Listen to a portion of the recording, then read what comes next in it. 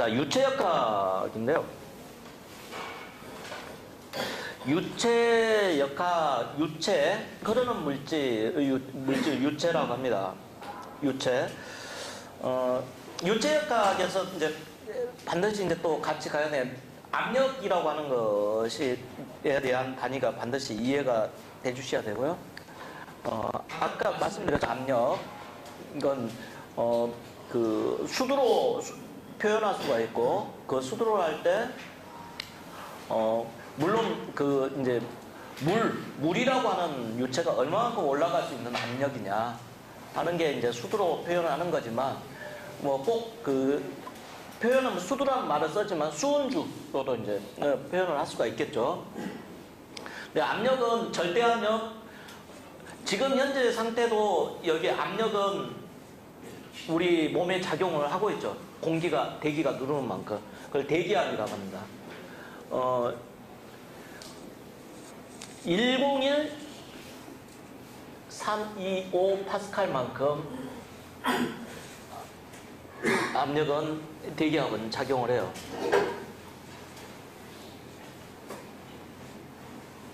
(101, 325)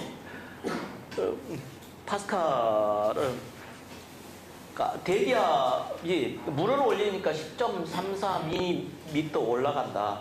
그러면 P는 감마였죠. 물의 비중량은 감마는 얼마? 비중량이 얼마죠? 그 9,800 뉴턴 퍼 미터에 3, 뭐 9,812, 9.81 이건 이제 중력 가속도는 지역마다 조금씩 다르니까 밀도 이게 질량이잖아요. 이 무게잖아요. 중량이야. 중량은 어떤 질량을 어느 중력 가속도로 잡아당기느냐만큼이 그 무게잖아요. 그러니까 중력 가속도에 따라서 9.8이면 9.800, 9.8이면 9.810 뭐 이런 식의 이제 곱하기 높이 h, 이 높이는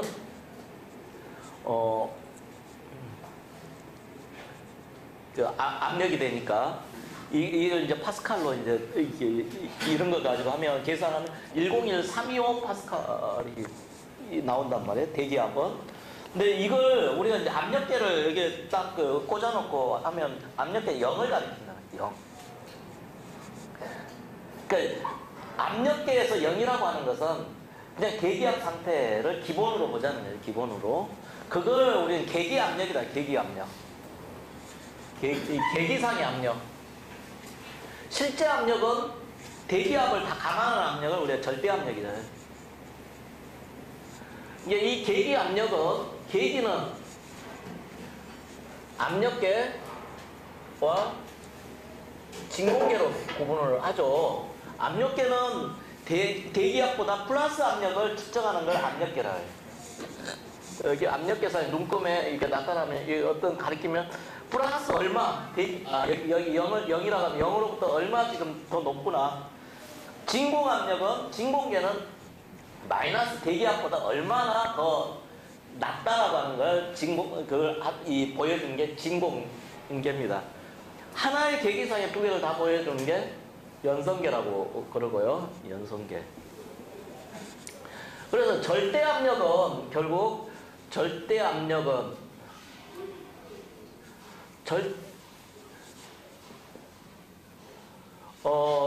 대기압 플러스 압력계 또는 계기압력 플러스 절대압력은 대기압 마이너스 진공압력 뭐 이런 식의 관계가 되겠죠. 이것도 종종 자주 이제 출제가 되는 부분이죠. 압력을 우리가 이제 이해하는 것은 유체에 압력을 가해야만이 유체가 이동을 할 겁니다. 그리고 압력이 높은 데서 낮은 데로 유체는 이동을 하니까 압력에 대한 이해는 그러니까 중요하기 때문에 유체 역학에서 압력을 우리가 알아야 되고, 그래서 우리 유체 역학을 공부하는 이유가 아까 말했던 것처럼 소화수를 보내는 게 주 목적이에요. 소화수를 보내서 원하는 방수압이 나오도록 소화수를 보내는 게 우리가 소방에서 하는 설비의 가장 중요한 이유 중에 하나입니다. 중요한 거예요. 뭐 물론 가스를 이해하는 거라든지 다른 그 연기를 이해하는 재현을 이해하는 데 있어서도 유체역학을 이해는 필요하지만은 아마도 이제 제일 뭐 좀 중요한 파트가 우리가 유체역학이 작용하는 파트가 소화수를 어느 지점에 보내서 거기서 원하는 방사압으로 그 방사가 되도록 소화수를 보내는 게 가장 중요한 부분일 거예요. 그러면 소화수를 보내는 것을 가압송수 장치다. 압력을 가해서 물을 보내는 장치. 대표적인 가압송수 장치는 펌프가 있습니다. 펌프의 수조에 있는 것을 이렇게 쭉 보내서 수조에서 어디까지 보내야, 어느 힘으로, 이 펌프는 어느 힘으로 보내야, 제일 먼 곳에, 제일 멀다는 것은 좀 우리 용어로 하면 압력 손실이 가장 많은 지점, 그걸 제일 멀다고 하는 부분, 압력 손실이 제일 많은 지점을 의미하는 거죠. 물론 다른 조건에 의해서 제일 멀지 않아도 압력 손실이 더 많은 부분이 있을 수는 있을 겁니다. 그러니까 압력 손실이 가장 큰 지점, 이걸 우리는 뭐라고 하냐면 수리학적으로 가장 먼 지점입니다.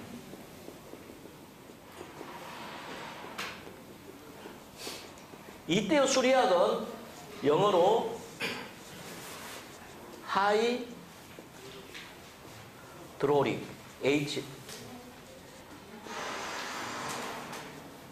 하이드롤릭, 우리 수리, 산수할 때 숫자 수리가 아니라 캘큘레이션, 그런 매스매틱한 어떤 이 수리가 아니라 물의 이치, 물리 뭐 할 때 그런 거죠. 물의 이치. 과학적으로 가장 먼 지점. 여기에, 자, 옥내 소화전 노즐이 있다 하면, 여기에 최소 옥내 소화전 0.17 메가파스칼의 방사압이 나와줘야 됩니다. 방사압. 이 방사압을 내주는 게 이 가압송수 장치의 목적이 되겠죠. 그럼 가압송수 장치가 가압을 해야 되는 양은 뭐냐면, 일단 이 방사압, 최소 방사압만큼 가압을 해줘야 되죠. 그래야지. 근데 가다가 까먹는 압력만큼 또 방사를 더 해줘야, 아니, 가압을 더 줘야 돼요. 그게 뭐냐면, 올라가고 이 압력이 까먹어요. 낙차. 또 뭐예요? 배관에서의 마찰 손실. 그런 플러스 마지막에 이 방사압이 남게. 이 까먹는 것 플러스 방사압만큼 가압을 해줘야 됩니다. 이게 펌프가 제공해줘야 될 양정이라고 합니다. 우리 펌프가 제공해줘야 될 압력이죠. 펌프는 펌프의 용량을 이야기하는데 얼마만큼 물을 올려보내느냐로 이야기를 하기 때문에 양정이라는 단어를 그냥 씁니다.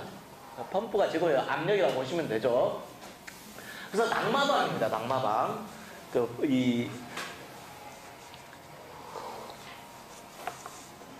근데 자, 낙차는 어쩔 수 없어요.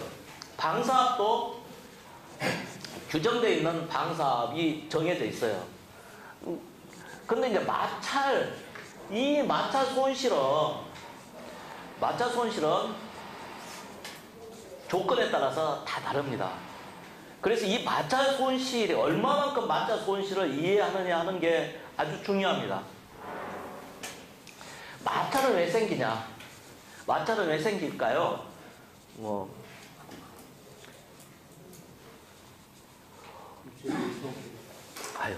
이제 마찰은 배관이 거칠기 때문에 마찰이 생길 수도 있고 여러 가지 마찰이 생기지만 기본적으로 유체가 가진 끈적끈적하니까 유체가 점성을 가지고 있기 때문에 마찰이 생깁니다. 점성이 없으면 마찰이 안 생기죠. 그래서 유체 점성에 대한 법칙이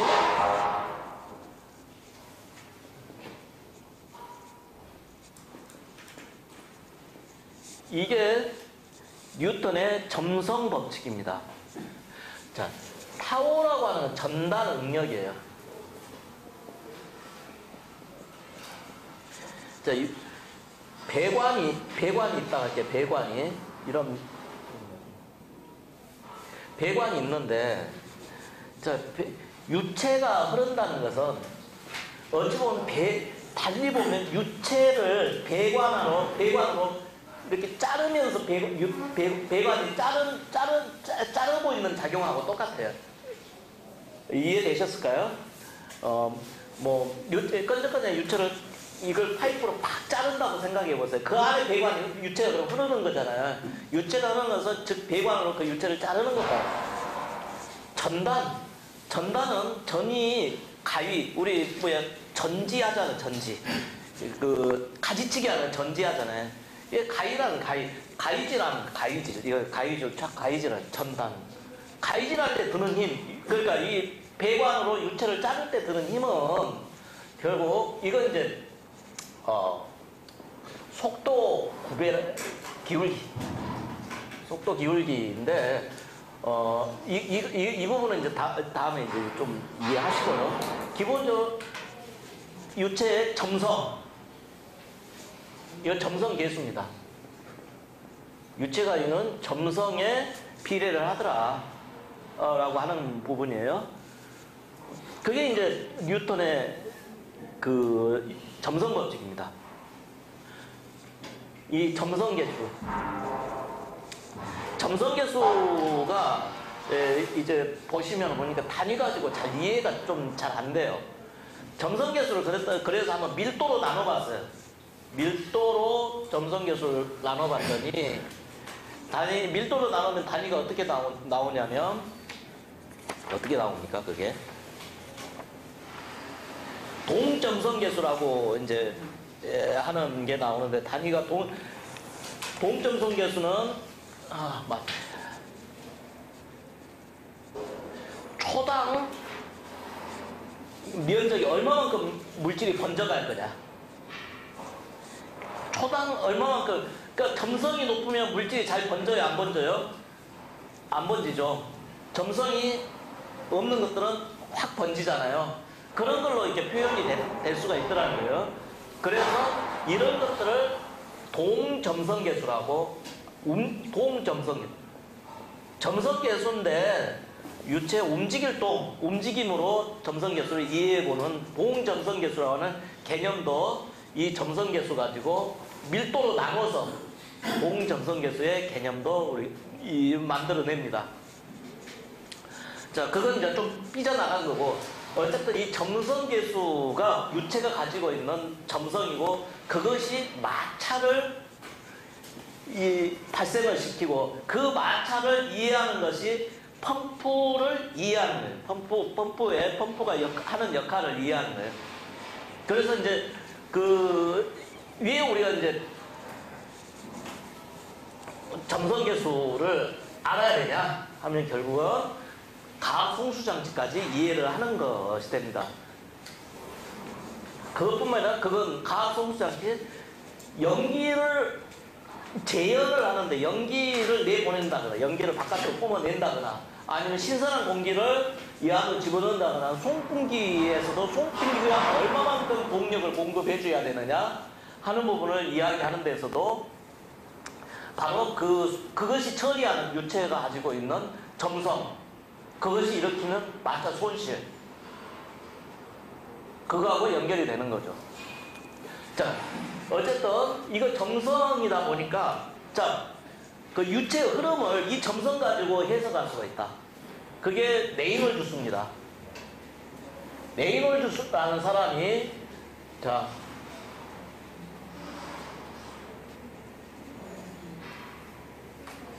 이렇게 하니까 유체의 흐름이 이해된다. 레이놀주스는 로우가 뭐냐, 밀도, 그 유체가 가지고 있는 밀도, 그 다음에 속도, 배관 구경, 그 다음에 점성을 가지면 유체 흐름을 이해할 수 있다.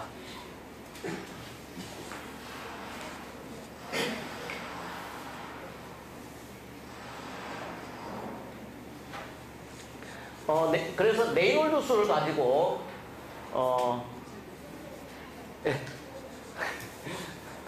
우리가 유체를 측류과 난류로 구분을 하고 그 중간 지대를 천이 이런 식으로 구분을 하죠. 그 다음에 지금 아까 뭐라고 하셨는데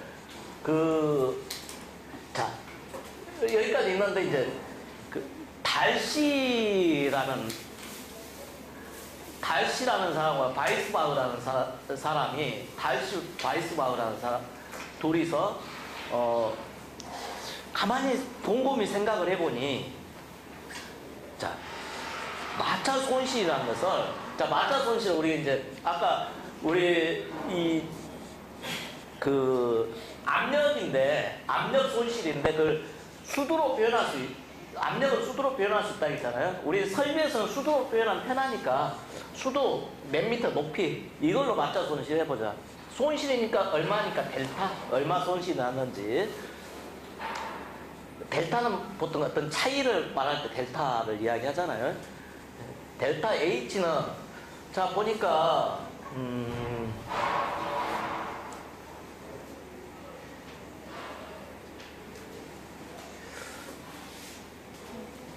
속도 수도에 비례하더라. 베르누이는 이따가 이야기하고 자, 아시는 분들은 이제 다 대부분 아실 분들은 아실 거예요. 속도 먼저 좀 이야기할까요? 속도.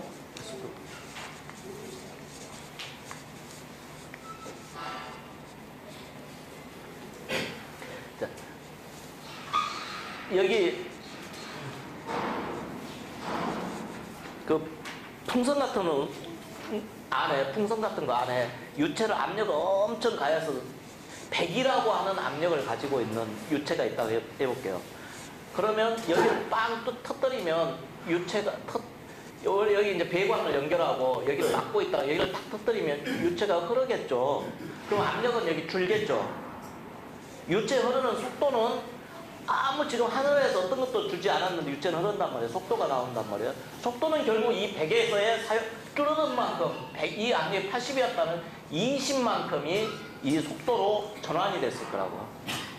그랬을 때 이걸 우리는 뭐라면 이걸 수두로 표현했을 때 압력 수두라고 하고 여기에 남아있는 걸 아직 이걸 속도로 안 사용되는 것을 속도 수두라고 하죠. 여기에 낙차에 대한 것까지 합친 것, 이 압력 수도, 속도 수도, 낙차 수도는 일정하더라. 딱 고정돼 있더라. 라고 하는 게 베르누이 방정식이죠. 이게 베르누이 방정. 그래서 속도 수도, 그래서 감마분의 P, 압력 수도는 P는 감마 H라 하겠습니다. P는 감마 H라 하겠으니까 이걸 수두로 하려면 수도는 감마분의 P죠. 그래서 감마분의 P, 압력 수도 플러스 속도 수도는 2지분의 V의 제곱.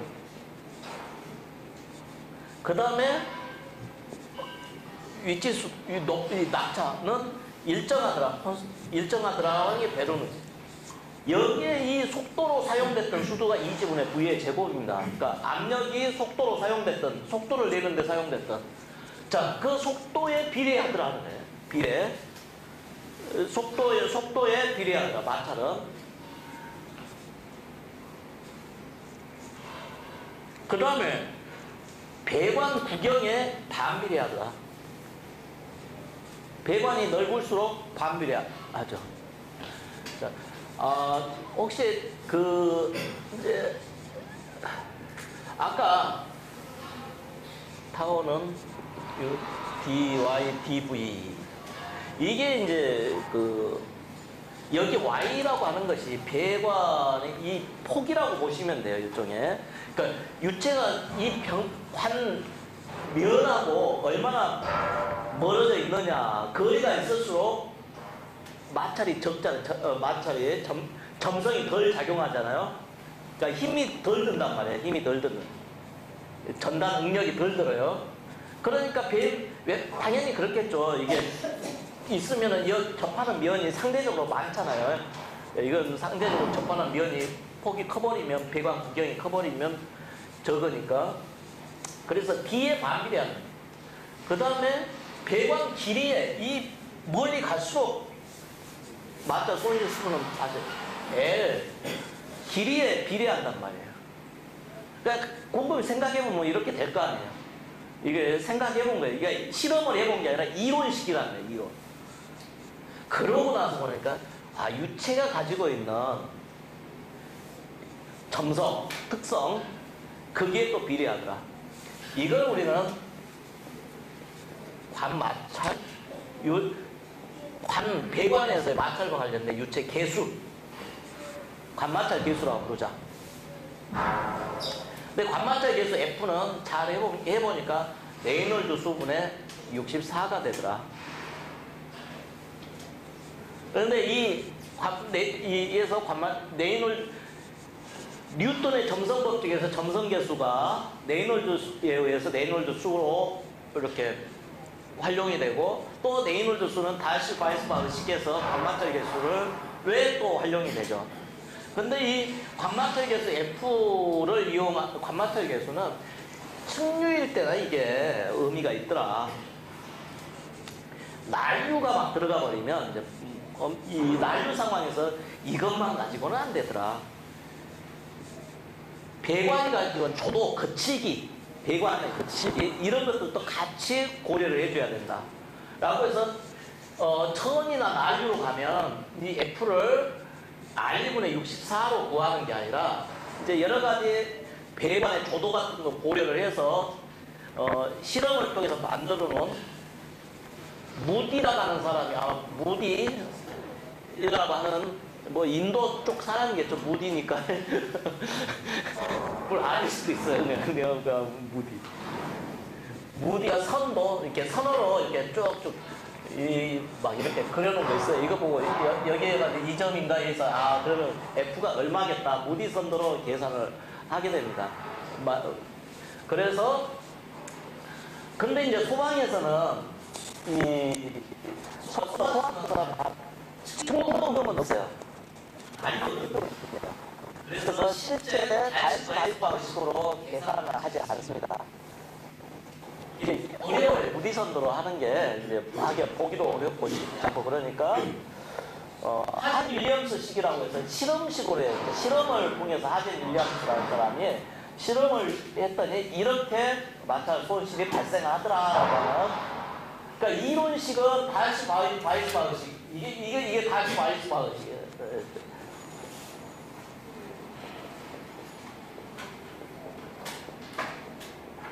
다시 바이스바흐식이고 이론식 이제 하진 윌리엄스식이라고 하는 실험식으로 합니다.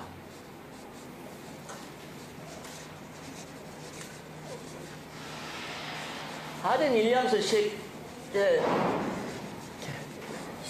식의 공식이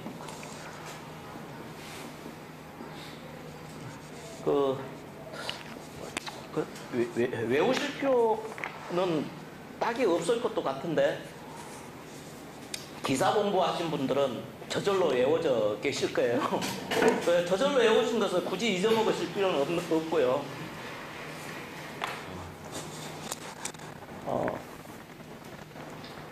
그런데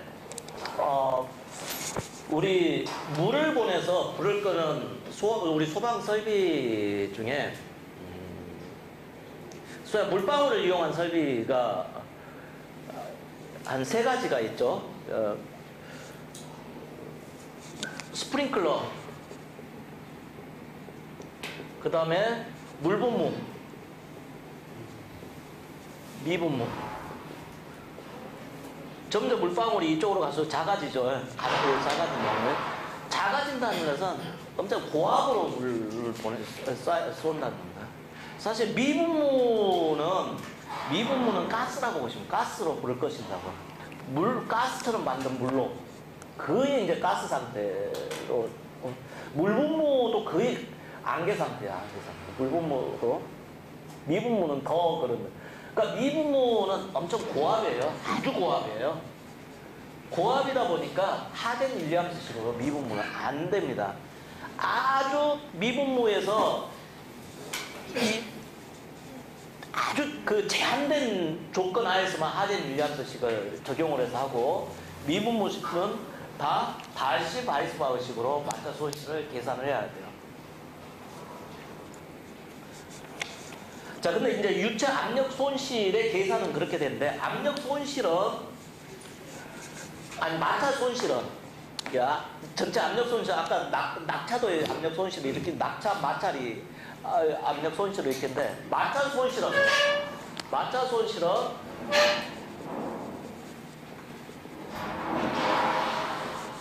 주손실과 부차적 손실.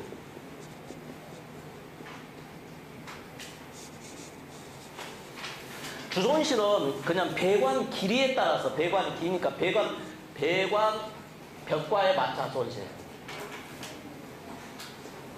주손실의 크기를 결정하는 것은 배관 길이겠죠. 배관 길이, 조도 뭐 이런 것들일 겁니다. 부차적 손실은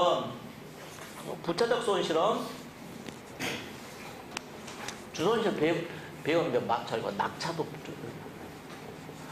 낙차에 의한 손실. 부차적 손실은 급격한 방향 전환, 또 그 돌연 확대 축소. 그 다음에 또 뭐가 있을까요? 네? 맞장 손실, 확대 축소 뭐라고 했고, 부속품, 밸브류라든지 부속품에 의한 손실.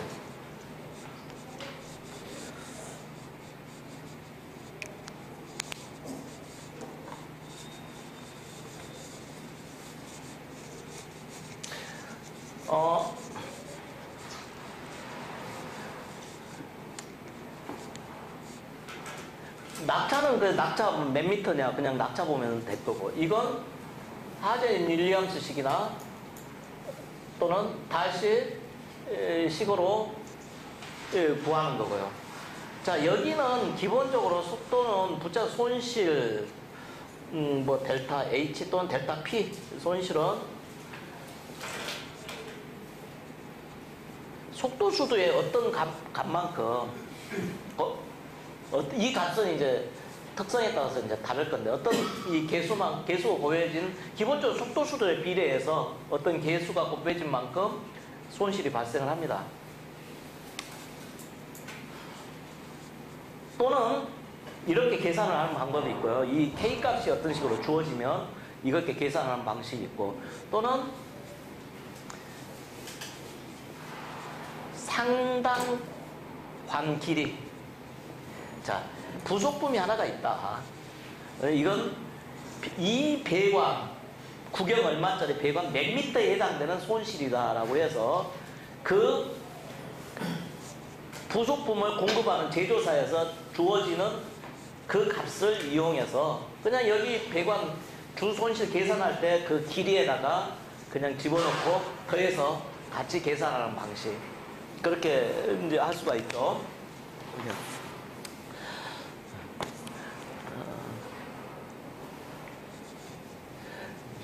자, 그런데 돌연 축소나 돌연 확대, 이쪽에 대해서 보면 두 가지 전제가 있어요. 일단 부차적 손실은 속도 수도에 비례한다.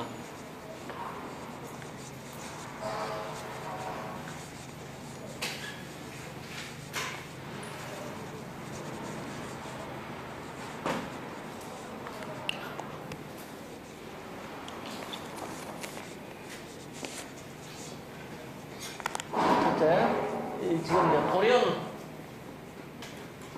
확대 축소의 산물이야. 일단 속도 수도의 비례. 이건 충분히 뭐 설명 안 드려도 되고, 그 다음에 그 유동의 팽창, 유동의 확장, 팽창. 그 갑작스럽게 확대 있잖아요. 갑작스럽게 이렇게 가다가 확 이렇게 배가 넓어지는 유동의 확장. 확장에 따른 수도 손실은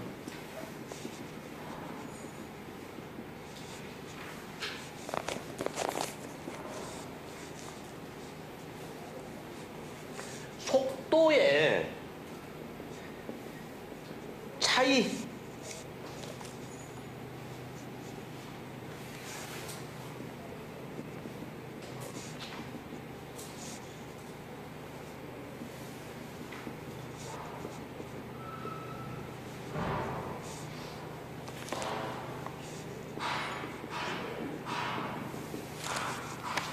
이걸 보다의 정답. 보다 또 뒤에 누구 한 사람 더 있어요. 보다 뭐에 그냥 보다의 정리라고도 하셔도 돼요.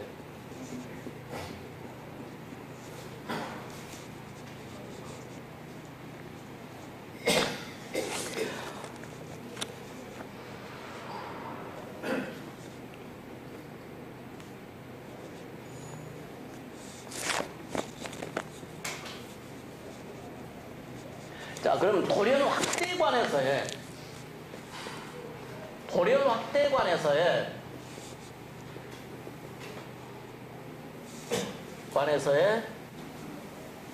수도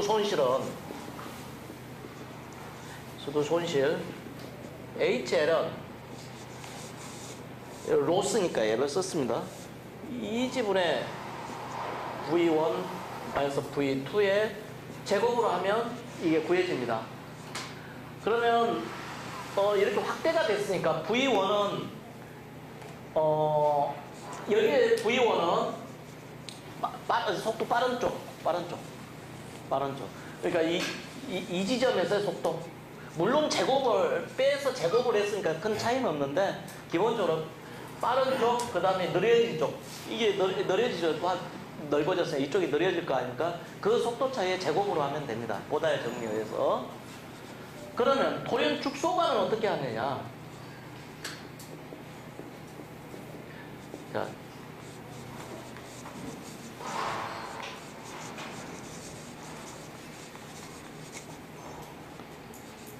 이런 배관이 이렇게 축소가 되잖아요.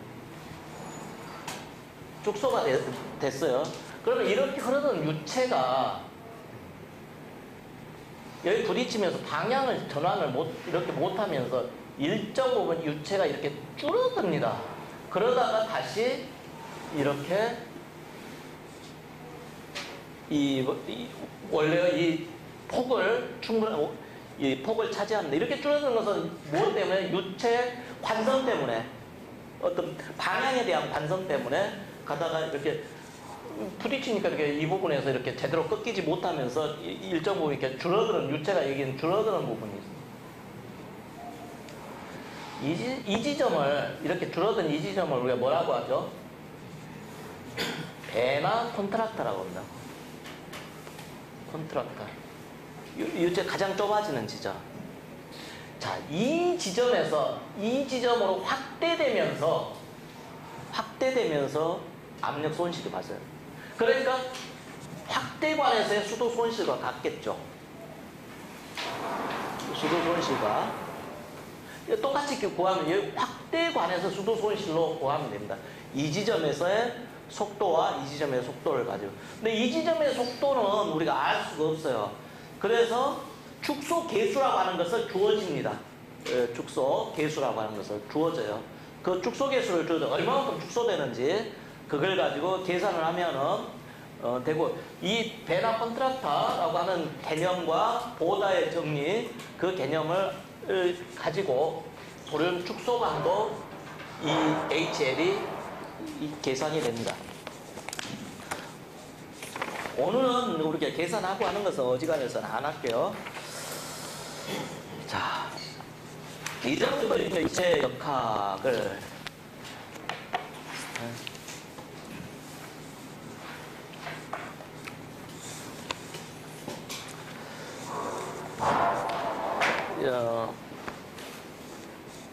연소에 연소만 좀 하고 이제 식사로 갈게요. 이제는 연소의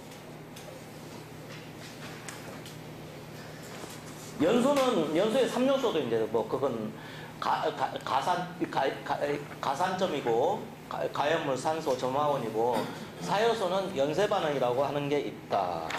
자, 연쇄 반응을 좀 이해해야 되는데요. 먼저 연소 설명하는 이론은 연소는 화학 반응이잖아요. 화학 반응이 일어나려면 기본적인 원자 간에 전자가 공유되거나 전이 되는 현상이, 화학 반응이라는 결국 전자가 이리저리 옮겨다니고 전자를 공유하거나 뭐 잃고 얻고 하는 그런 게 이제 화학 반응이거든요. 그게 있어야 되고, 그러기 하기 위해서는 원자 간에 충돌이 필요하더라. 근데 무조건 부딪힌다고 되는 게 아니라 어떠한 조건, 유효한 충돌이어야 된다 하는 게 이제 충돌 이론이고요. 연소가 일어나기 위해서 유효한 충돌이 있어야 된다. 그 다음에, 자, 여기에서 이거하고 산소하고 지금 아무리 이렇게 맞붙어 있어도 불이 안 붙어요. 불이 안 나요. 지금 산소하고 있어요. 그래서 이게 어떤 상태가, 이것의 물질의 상태가 어떤 걸로 전이가 옮겨져야 돼요. 그 상태에서 연소해요. 전이 상태에 열을 가 에너지를 받아야 어떤 상태로 가야 돼요. 어떤 상태로 가야 되느냐? 활성 라디칼 상태로 가요. 활성 라디칼 상태로. 자, 여기 열을 가하면 여기서 가스가 나오겠죠. 열분해 된 거라. 그 가스는 공유결합되어 있는 거잖아요. 공유결합되어 있는 것들이 열을 많이 세게 가하면 공유결합되어 있는 물질이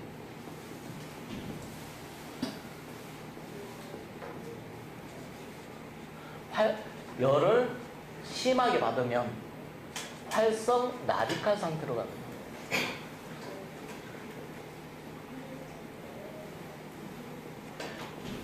라디칼 상태라는 건 원래의 상태, 그 라디칼 상태, 원래 상태를. 그러니까 공유 결합되어 있으면 이 O와 H가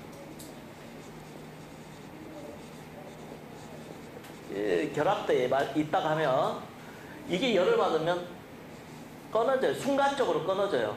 원래의 상태, 원래 H 상태, 원래 O 상태로 간 게 라디칼 상태입니다. 순간적인 상태, 순간적으로. 공유결합이 순간적으로 끊어진 상태를 활성 라디칼 상태다.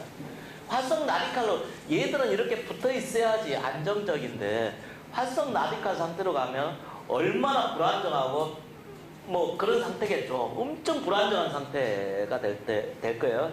그런 불안정한 상태에서, 활성 라디칼 상태에서, 연쇄적인 어떤 반응이 일어나면서 그게 일어나는데 그걸 연소라고 합니다.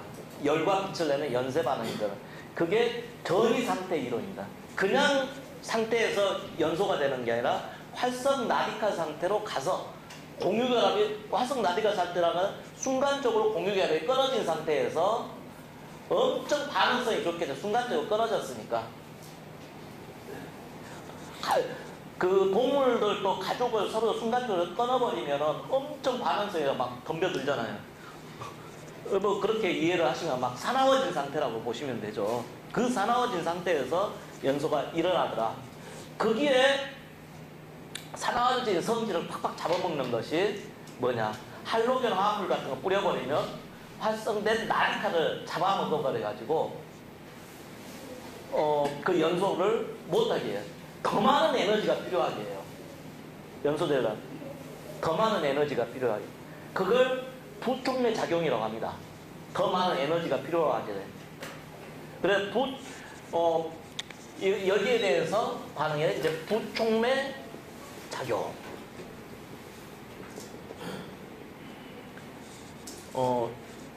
이걸 그러니까 이제 소화를 하면 이건 더 많은 열을 필요로 하게 합니다. 더 많은 열을 나리칼을 막 계속 잡아먹어가지고 이걸 잡아먹어가지고 더 많은 열을 필요로 하게 해요. 그러니까 불타던 거에서 불에서 나오는 열은 일정한데 그 다음 옆에 걸 태우려면 더 많은 열이 필요하단 말이에요. 그러면 옆에 게 안 탈 거잖아요. 그러니까 이제 꺼지는 거죠. 부촉매 작용도 억제 소화라고도 하고도요. 또 물질의 결합에 관여를 하기 때문에 뭐라고 하죠? 화학적 소화라고도 합니다.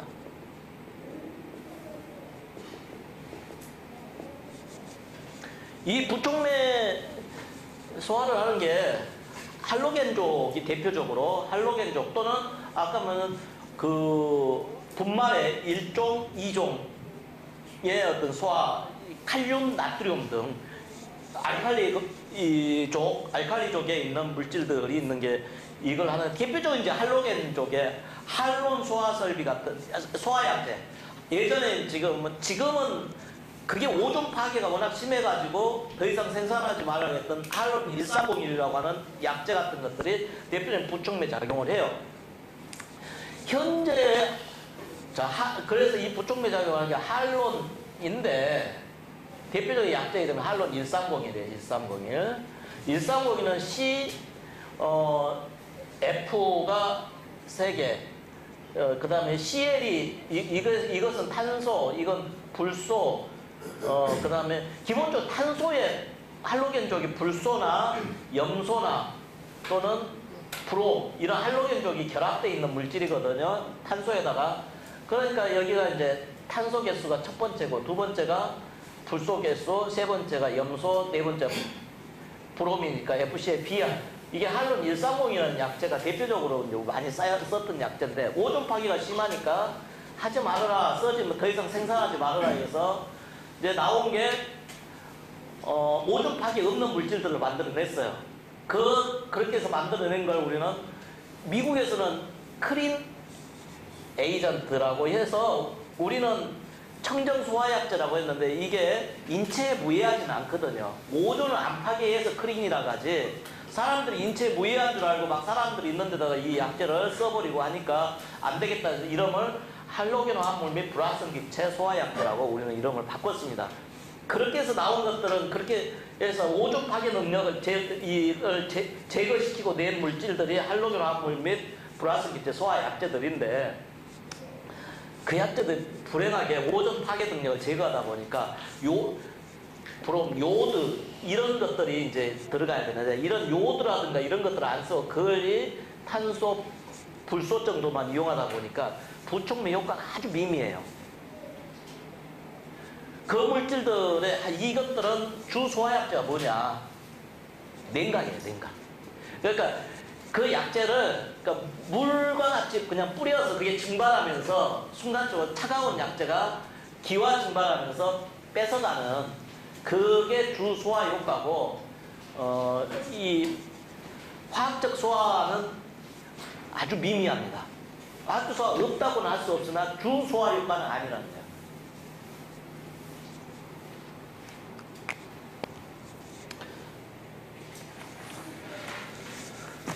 자, 이제 여기까지 해서 우리가 연쇄 반응과 연쇄 반응 억제까지, 이제 연쇄 반응 메커니즘까지는 설명 안 드렸지만 개념적으로는 우리가 이해할 수 있을 것 같아요.